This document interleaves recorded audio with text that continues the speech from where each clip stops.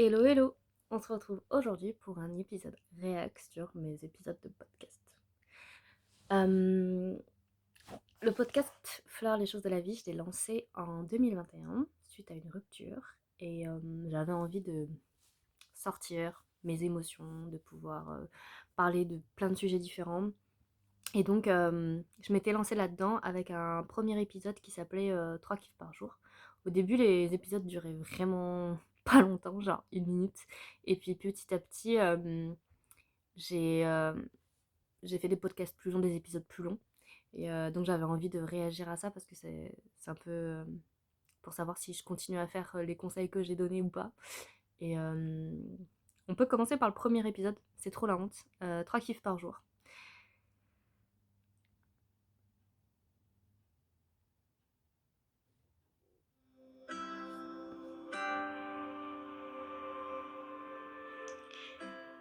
Quelques minutes pour parler des choses de la vie. Premier épisode. Les kiffs. Qu'est-ce que les kiffs? Eh bien, j'ai découvert ça en lisant le livre 3 kiffs par jour de Florence Servan-Schreiber. C'est tout simple. En fait, en fin de journée, que ce soit dans sa tête ou dans un carnet, c'est de se remémorer ou d'écrire les 3 choses qui nous ont le plus apporté ou procuré de bonheur dans la journée. Des choses simples. Comme ça permet de chasser le négatif et de se dire que la journée, elle a été bonne. Elle a été bonne parce que j'ai mangé un paquet de chips, parce que j'ai pu voir mon crush, parce que mon amoureux m'a fait une surprise, parce que ma mère est sortie de l'hôpital. Voilà, des choses très très simples, mais qui nous procurent beaucoup de bonheur. Je vous conseille de faire cet exercice-là, vous aussi, dans votre tête, dans un agenda ou sur un carnet, et de le relire de temps en temps, si vous l'avez fait dans un carnet, de le relire régulièrement et de peut-être sourire ou de rire en relisant ce que vous avez écrit. Voilà, c'était tout pour aujourd'hui. Bisous! Alors, les 3 kiffs par jour, aujourd'hui, je l'ai fait dans un agenda avec, en fait, il y a 5 lignes, et donc ça me permet de noter 3 des meilleurs éléments de la journée. En exemple, hier, mes 3 kiffs, c'était aller au concert de l'Arsenal. Il y avait un concert qui s'appelait Fado en Movimento. Très très beau. C'est chant portugais, guitare portugaise avec une femme qui chantait des poèmes. Enfin, c'était magnifique. Mon deuxième kiff, c'était de continuer de parler avec mes amis, par message, de tout et de rien, tout simplement. Et puis le troisième kiff, c'était d'aller au cinéma. Je suis allée voir Ma Frère.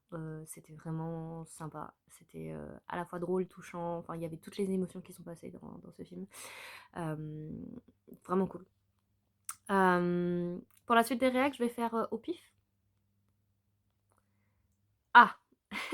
Résister à la tentation. Voyons voir.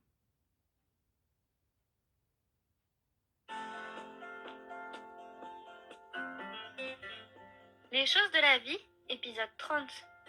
Résister à la tentation. Oscar Wilde disait « Je peux résister à tout, sauf à la tentation ». Et il avait bien raison. Une envie, une gourmandise, des sentiments, c'est plus fort que toi. Cette sensation de dépasser l'entendement et de ne plus être maître de ta raison, c'est comme être amoureux mais d'une chose matérielle. Eh bien, je vais te dire que la meilleure façon d'y parvenir, c'est finalement d'y succomber. Oui, tu as bien entendu, de succomber à la tentation.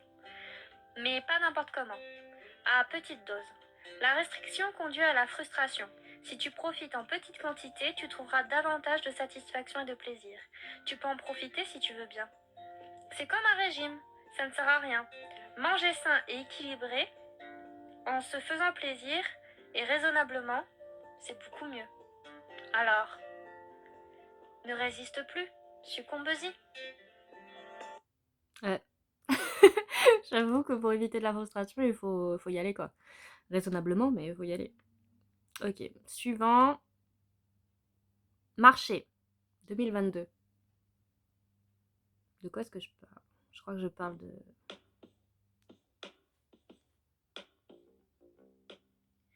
Les choses de la vie. Marcher.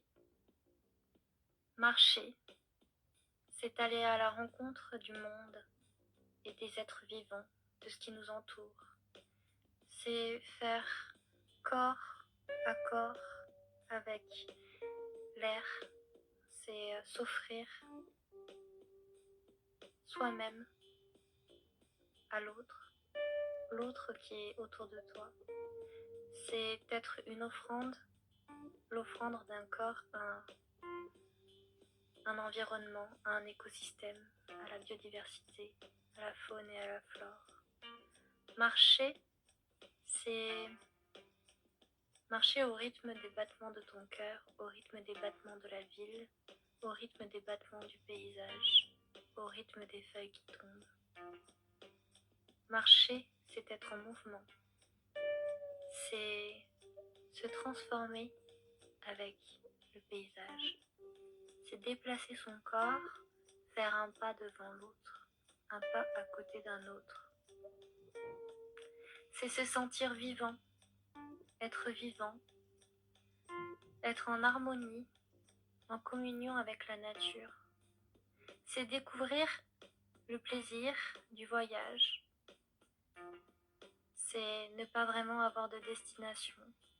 C'est flâner le regard au loin.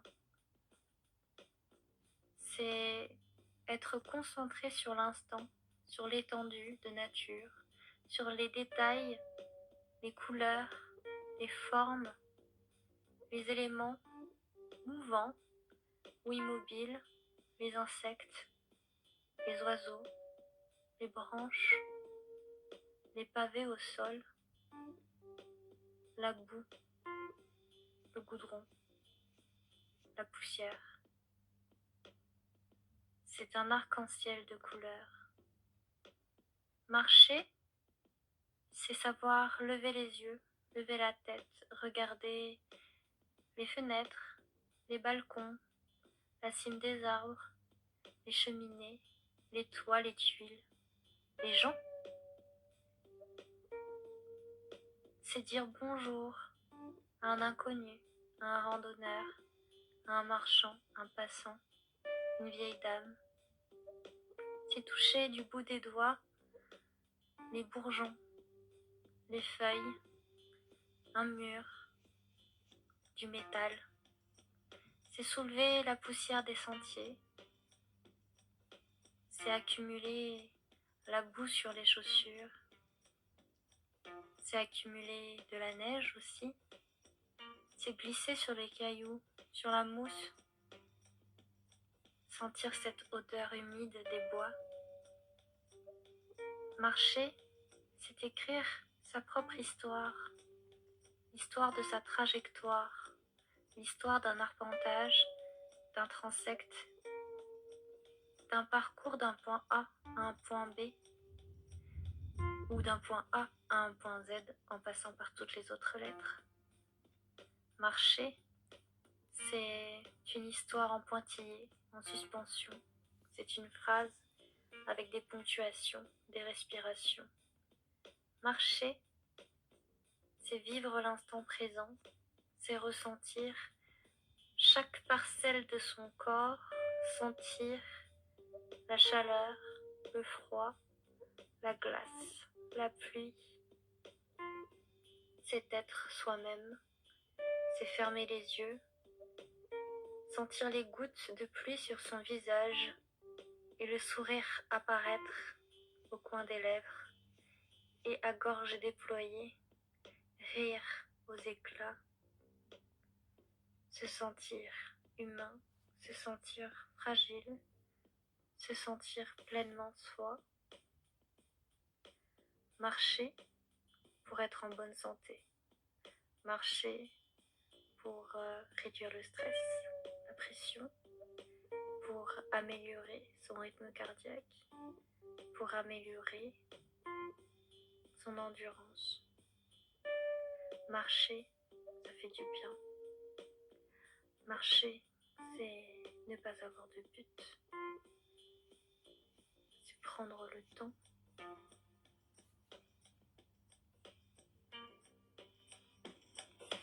Bon, Cet épisode, c'était clairement la relaxation. Et j'enfonce que des portes ouvertes, hein. Mais bon. Suivant. Qu'est-ce que j'avais sous la main? Ah, un mot pour se décrire. Je crois que c'était plus en référence à comment se présenter pour un entretien d'embauche, quelque chose comme ça.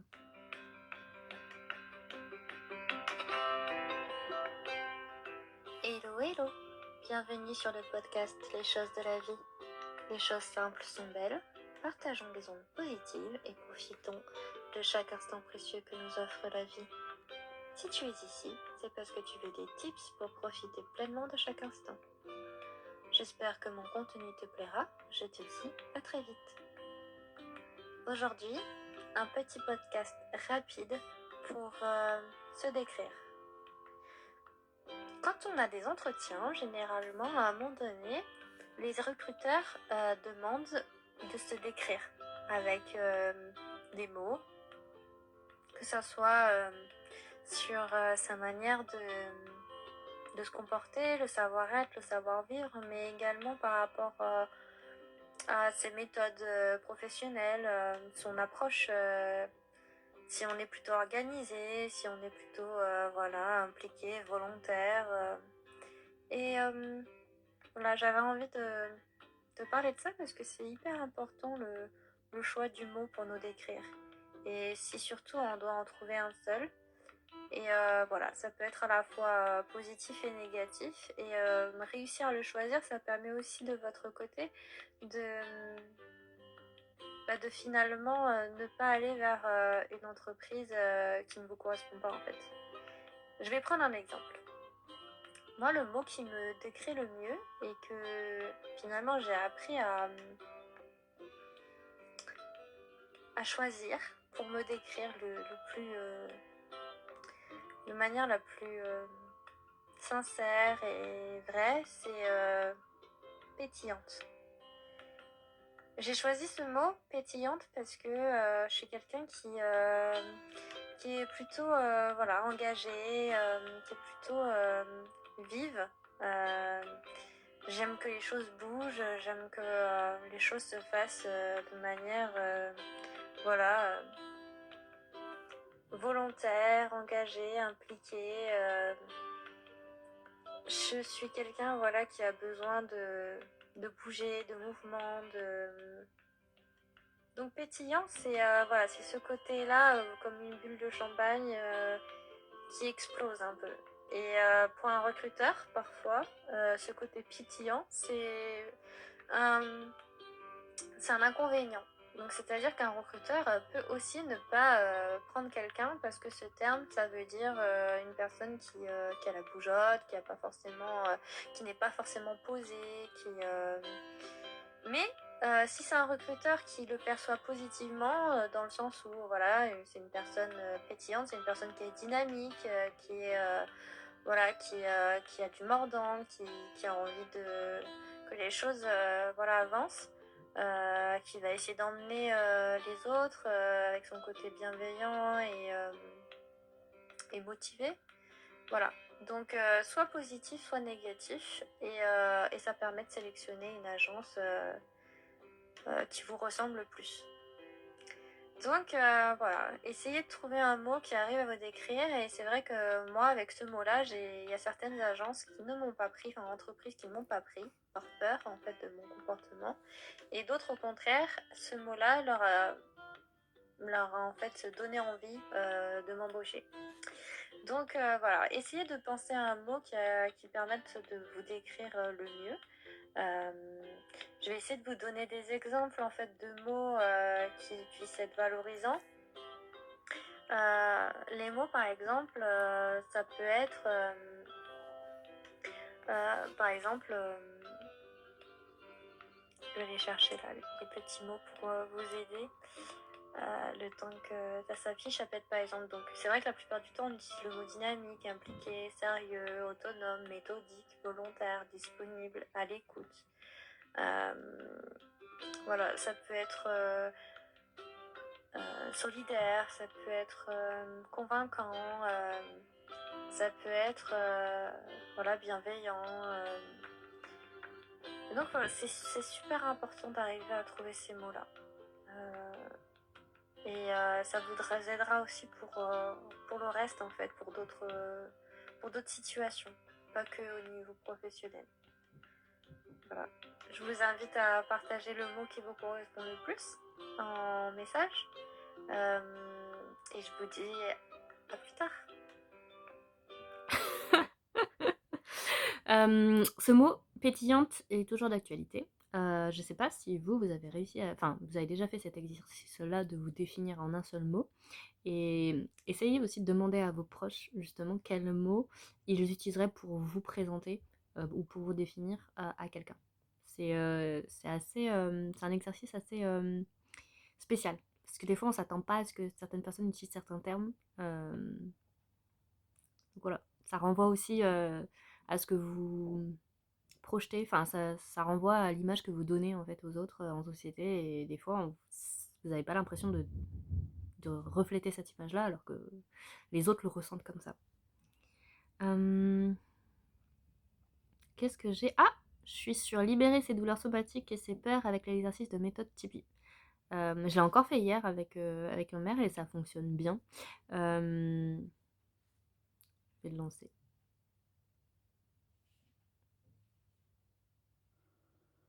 Hello, hello, bienvenue sur le podcast Les choses de la vie. Les choses simples sont belles. Partageons des ondes positives et profitons pleinement de chaque instant que nous offre la vie. J'espère que mon contenu te plaira et je te dis à très vite. Aujourd'hui, on va parler de peur, de crainte, de douleur et comment réussir à se débarrasser de ces problèmes-là en quelques minutes seulement. Je t'invite à faire cet exercice-là et si tu en as envie, de te poser au calme, de te mettre dans un endroit où tu te sens à l'aise, où tu te sens en sécurité, un espace plutôt silencieux, loin du tumulte, pas dans la rue, chez toi, ça peut être au travail, mais dans ce cas-là, tu peux t'isoler aux toilettes ou justement aller dans ta voiture, que tu sois garé en sécurité, voilà, un espace isolé où tu côtoieras pas du monde, où tu seras pas sollicité par les autres. Tu peux, si tu as un bureau fermé, fermer la porte de ton bureau pour être tranquille. Et puis sinon, si tu es chez toi, dans ce cas-là, installe-toi dans le salon ou dans ta chambre. Le mieux, c'est d'être assis. Alors, ça peut se faire debout, mais c'est quand même mieux d'être assis. Et de te détendre. Et avant de faire cet exercice-là, je te propose d'écrire sur un bout de papier ou sur ton téléphone le problème que tu souhaites résoudre, c'est-à-dire la douleur que tu ressens, l'endroit où tu as mal, les endroits où tu as mal, ou voilà, la problématique qui fait que tu fais cet exercice-là, une situation gênante, un problème voilà, qui te contrarie. Ça va te permettre de te rappeler quelle était cette situation-là une fois que tu seras libéré, une fois que tes émotions négatives seront débarrassées et comme ça tu pourras te rendre compte du chemin parcouru. Donc je te laisse le temps d'écrire sur un bout de papier, là, tout de suite maintenant, en une phrase, le problème que tu souhaiterais résoudre. Si c'est une peur, si c'est une crainte, voilà, si c'est des douleurs, un maux de tête, des maux de tête ou des maux de dos ou des maux de ventre liés à du stress. Voilà. Donc comme je te le disais, tu te mets en sécurité, tu te mets dans un endroit calme et silencieux et tu vas voilà, te tenir droite ou droit et fermer les yeux. Voilà, tu es assise sur un canapé, sur ton lit, sur une chaise et tu fermes les yeux. Voilà, ça va te permettre de prendre de la distance et de créer une intimité avec toi-même. Voilà, tu fermes les yeux et tu regardes, voilà, en quelques secondes ce qui se passe dans ton corps. Qu'est-ce qui se passe? Soit il se passe rien, tu te sens bien, soit tu as des légers picotements, des pincements. C'est bon? Tu visualises? Tu ressens? Maintenant, tu vas laisser aller les sensations. Voir tes sensations qui évoluent dans ton corps. Tu vas observer et tu vas laisser faire. Même si l'intensité augmente, tu vas essayer, voilà, de décrire ce que tu ressens. tu vas essayer de décrire à l'oral, à voix haute, ce que tu ressens. Si ton ventre est noué, si tu as la gorge qui se serre, si tu as le cœur voilà, qui te pince, si tu as une chaleur intense, désagréable qui te parcourt le corps, essaie de le décrire et dis-le à l'oral. Surtout, n'essaie pas de lutter. Surtout, laisse-toi aller. Juste continue à décrire ce que tu ressens. N'essaie pas de contrôler, n'essaie pas d'interrompre ce processus-là. Ne cherche pas à améliorer la situation. Tu laisses évoluer les picotements, la chaleur, et petit à petit, le calme va revenir soit en quelques secondes, soit en quelques minutes. Ne lutte pas, ne fais rien. Voilà. Laisse aller les émotions, laisse aller ta douleur, laisse aller les picotements. Voilà. Et c'est juste de décrire où est-ce que ça se passe. Est-ce que c'est au niveau de ton cœur? Est-ce que c'est au niveau de ton cou, de ta gorge? Est-ce que c'est dans ta bouche? Est-ce que c'est au niveau des yeux? Est-ce que c'est dans ta tête? Est-ce que c'est les bras? Est-ce que c'est les mains? Est-ce que c'est les jambes? Est-ce que c'est les hanches? Est-ce que c'est ton ventre? Est-ce que ce sont tes pieds? Voilà, décris tout ce qui se passe dans ton corps. Décris si tes pulsations cardiaques sont fortes, est-ce qu'elles se sont accélérées, est-ce qu'elles diminuent, est-ce que ta gorge se serre, se desserre, est-ce que tu as des difficultés à respirer, qu'est-ce que tu ressens? Voilà, toutes les sensations corporelles, sois seulement observateur, observatrice de ce qui se passe dans ton corps. Ça, c'est censé durer, voilà, 1 minute 30, 2 minutes maximum. Et tu vas doucement ouvrir les yeux. Et maintenant, dis-moi, enfin, je suis pas là pour t'écouter, mais demande-toi, décris ce que tu ressens là actuellement. Cette sensation de calme, de bien-être, voilà, de sérénité. Et le problème, tu l'as évacué. Tu n'as plus mal à la tête, ou tu n'as plus mal, t'as plus de picotement, t'as plus cette sensation de chaleur, t'es bien, t'es apaisé. Et je te propose de retourner sur ton bout de papier ou ta note que tu as écrite sur ton téléphone, où tu avais écrit la situation gênante et les douleurs, les angoisses, les peurs que tu avais écrites sur ton téléphone. Et tu verras que tu ne ressens plus du tout cette sensation-là parce que tu as réglé le problème. Et donc je t'invite à faire cet exercice-là pour évacuer tes peurs à chaque fois que tu en as besoin. Et ça peut fonctionner pour des phobies aussi. Donc n'hésite pas à revenir sur cet épisode de podcast à chaque fois que tu en auras besoin. À chaque fois que tu auras besoin de te laisser aller. Et je te dis à très vite. Alors cet exercice-là, effectivement, je le refais personnellement de manière régulière dès que j'ai un problème, dès que j'ai une douleur ou dès que j'ai une angoisse ou n'importe.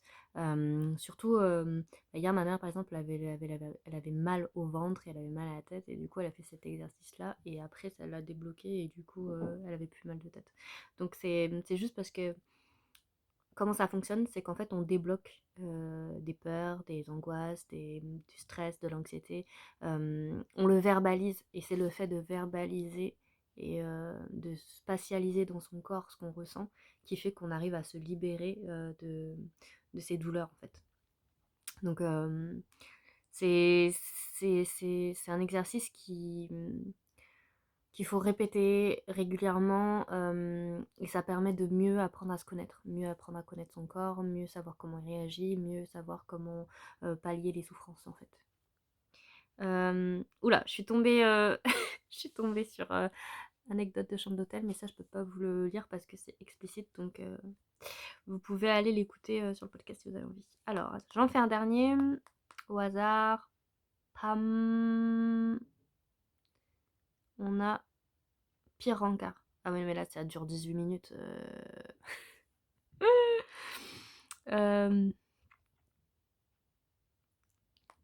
Hop, je vais en faire un plus court. Hop, je le mets au hasard. Tac.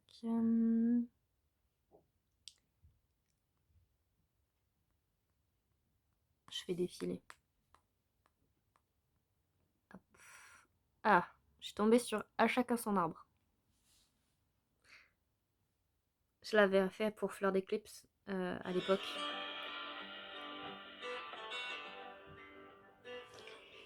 Les choses de la vie, à chacun son arbre. Je me rappelle quand j'étais en études d'architecture, j'ai découvert la sylvothérapie. En fait, on avait une prof d'archi qui s'appelait Marie-Hélène et qui a fait un cours pour apprendre à faire un câlin aux arbres. C'est assez particulier et original comme cours. Ça, c'est sûr. Ça permet d'apprendre à lâcher prise. Faire un câlin aux arbres, c'est anti-stress, c'est anti-fatigue,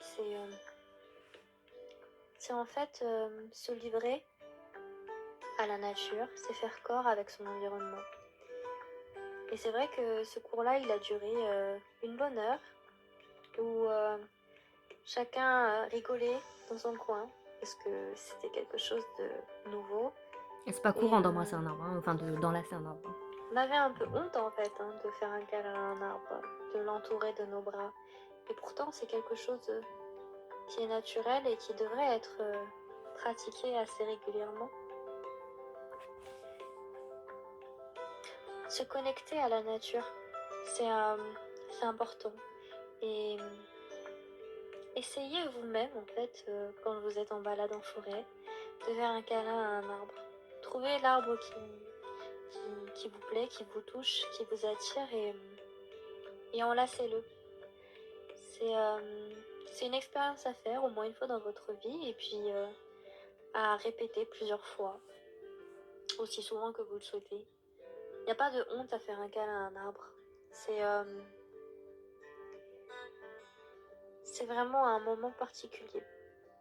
Et c'est un moment ressourçant. Les arbres, ça a toujours été un élément important dans ma vie. Je me souviens aussi, toujours en architecture, que mon premier projet, c'était au Puy de Crouël. Et j'en avais déjà parlé une fois, mais mon projet, en fait, j'avais choisi de le faire près d'un arbre. On a arpenté en fait le Puy de Crouël et il fallait choisir un emplacement pour le projet fictif. Et moi j'étais attirée tout de suite par un arbre sur la montagne. Je l'ai appelé comme ça mon projet. En fait, il y avait une CP à flanc de colline face à la chaîne des puits, une boule végétale avec un joli tronc et avec des branches fournies. Et il m'a tout de suite appelé en fait. Et ça se prêtait très bien au sujet de notre projet. Il fallait que l'on crée un espace de recueillement avec tout un parcours, avec des seuils, voilà, des transitions. Et cet arbre, je trouvais qu'il était parfait pour créer un espace construit tout autour pour que fictivement les personnes qui avaient perdu un proche puissent se recueillir autour de cet arbre. Et cet arbre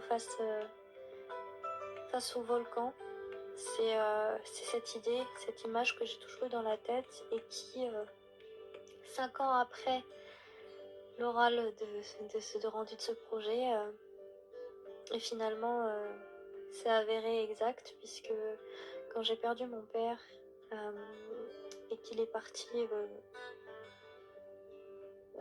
on va dire, en fumée, C'est réellement le cas. c'est littéralement ça, au Puy de Crouël, en fait, ça m'a fait écho, en fait. Et j'aurais aimé, en fait, que cet espace de recueillement existe. Alors, l'arbre était toujours là. L'arbre a subsisté, évidemment, il n'a pas bougé. Et même si le bâtiment n'était pas créé, il n'existera pas, n'existera jamais sur ce puits-là, eh bien, j'ai fait ce cheminement, j'ai fait ce chemin à pied jusqu'à l'arbre. Je me suis retrouvée là-bas, comme 5 ans auparavant, pour me recueillir. Et, et cet arbre-là, à flanc de colline, est resté dans ma mémoire, il est resté gravé. C'est aussi l'idée que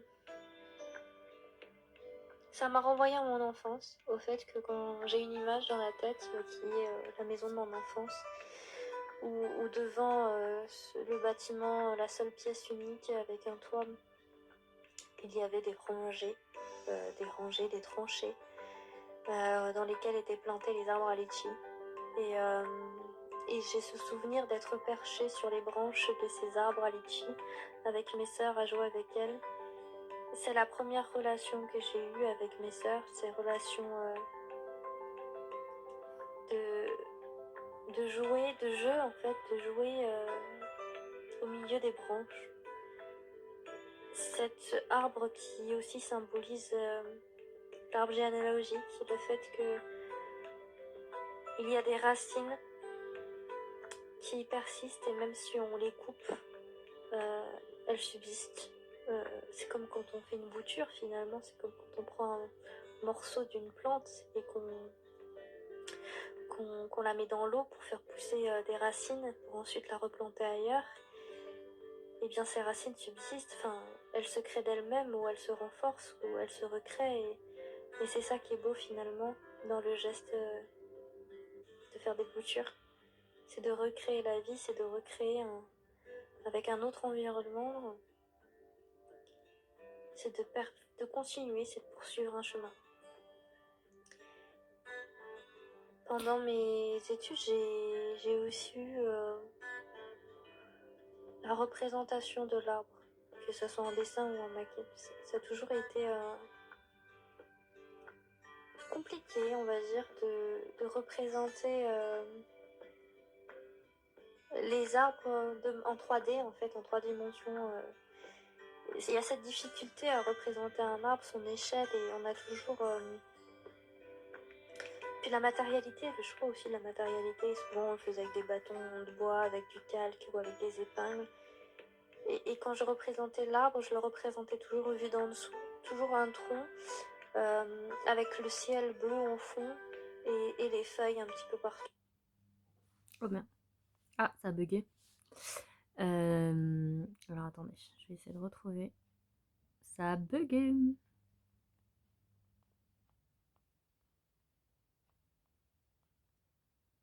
Alors attendez. Pourquoi ça a bugué?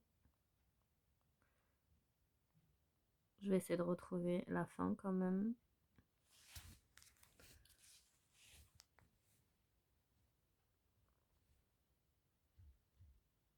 Ça s'appelle un fail. Alors attendez, je vais essayer de retrouver cet épisode. C'était un arbre sur la montagne et on était vers la fin.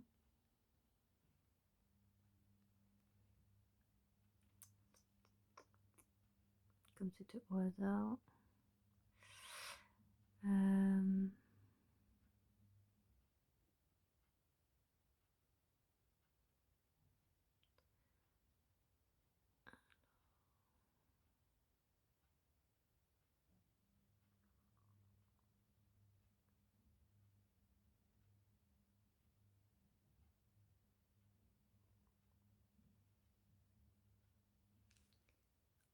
Il y en a tellement.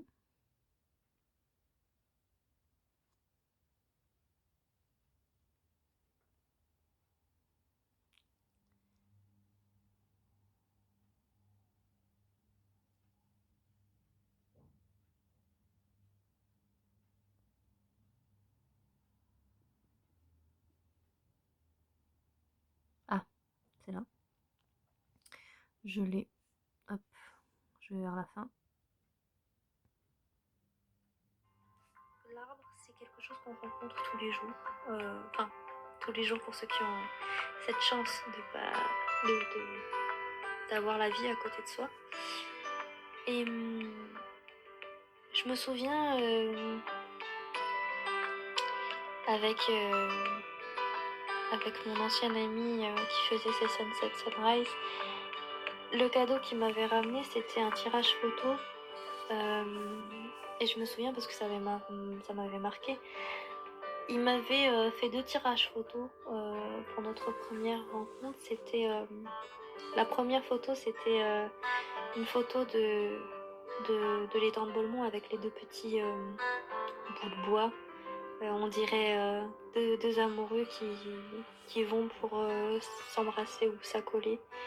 Et le deuxième tirage, c'était un arbre tout rond, et il l'appelait mon arbre. Et ça, c'est quelque chose qui m'avait marqué parce qu'on a souvent cette volonté, cette envie de s'approprier en fait un arbre, de se dire c'est mon arbre, il m'a choisi, il m'a appelé. Et c'est vrai en fait, cette rencontre qu'on peut avoir avec la nature, avec cet élément en fait qui nous attire comme un aimant, et qui fait qu'on a besoin de le sentir, de le revoir plusieurs fois, de se connecter avec lui, de venir le voir voilà, plusieurs fois. C'est la même chose en fait, ça me fait penser, voilà, j'ai un ami qui, sa chanson préférée c'est la chanson de Brassens, Auprès de mon arbre. Les paroles de la chanson sont vraiment touchantes, puisque c'est vrai quand il dit que je n'aurais jamais dû m'éloigner de mon arbre, parce que finalement sous un arbre on a la protection, on a l'ombre, on a, on a le sentiment d'être en toute quiétude, paisible. Ça me fait penser voilà, à Saint Louis le roi qui est sous son olivier, et c'est vrai que sous un arbre on est tout de suite plus reposé, plus apaisé, et que ça soit sous un chêne, sous un pommier, voilà, sous un arbre, on est toujours ouvert à la nature, on a les yeux rivés sur les nuages, sur les oiseaux qui volent, et puis les rayons du soleil qui touchent notre peau. Et puis finalement, un arbre pour moi c'est comme le fait de retrouver un élément singulier et comme un ami en fait, comme une personne qui suit votre route, qui est là et qui jalonne le parcours, et qui, à chaque fois que vous avez besoin de lui, il est là. À chaque étape de sa vie, il y a un arbre sur lequel se poser, sur lequel s'appuyer, sur lequel s'accrocher, sur lequel dériver, sur lequel s'allonger. Un arbre sur la montagne, un arbre au-dessus de l'eau, un arbre isolé dans un champ, un arbre à flanc de falaise. Avant le départ, l'arbre c'est un mât, puis un phare, et après un voyage, il est notre ancre. Alors laisse-toi aller contre son écorce, écoute son cœur battre. Il est l'énergie, il est l'espoir de toujours avancer loin et longtemps vers sa destinée. Trouver son arbre, c'est trouver sa voie. Et je te souhaite à toi aussi de trouver ton arbre. Cet épisode de podcast, je l'avais fait exprès pour Retour d'Éclipse, parce que justement à ce moment-là, il était en Afrique. Et, et lui, son arbre, il m'avait envoyé une photo, c'était un fromager. Donc ça m'avait inspiré le texte de la fin qui est dans le podcast. Voilà. Je vais m'arrêter là pour aujourd'hui. En tout cas, vous avez sur Spotify et sur toutes les plateformes accès à mon podcast. Et du coup, il y a un certain nombre d'épisodes que vous pouvez voilà, aller voir. Il y en a plein. Il y en a qui sont bien, il y en a qui sont pas bien. Il y en a dont j'ai honte. Mais je les laisse quand même. Parce que voilà, ça fait 4 ans que j'en ai publié. Et, et voilà, ça me fait toujours sourire ou rougir d'écouter certains des podcasts que j'ai pu faire. Certains sont toujours d'actualité, certains sont obsolètes, mais je fais des updates. Ils étaient vrais à un instant T. Certains ne le sont plus aujourd'hui. En tout cas, il y a toujours une partie de fiction et une partie de réalité, comme vous le savez. Il y a toujours des parties qui sont romancées, d'autres qui sont... voilà. Ce podcast est vraiment comme un bébé. Et je suis très contente que vous soyez nombreux à le suivre. Et, euh, et je vous dis à la prochaine. Prenez soin de vous, surtout.